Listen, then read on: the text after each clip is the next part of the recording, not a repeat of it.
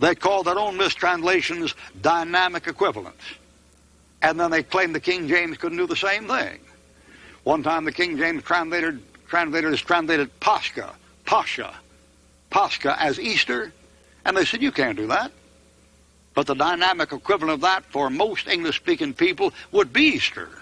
As a matter of fact, if you got a hold of Martin Luther's Heiliger Schrift, this little job right here, you know what he does? Every time he finds the word Pascha in the New Testament, he translates Easter. You know how far he carries that thing? 80 years before the King James Committee sat down, when he begins to talk about Christ, our Passover was sacrificed for us, Martin says, Christ, our Easter Lamb. That's a dynamic equivalent. It doesn't have to be literal. It has to be so the fellow can understand it and whose language is given. Luther knew the German people.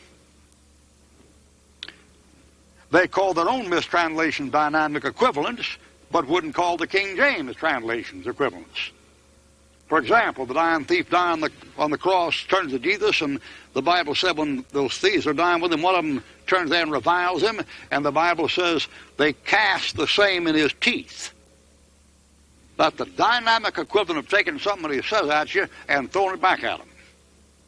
It isn't in the literal Greek text. It is a dynamic equivalent, which all of them use, but they don't want your book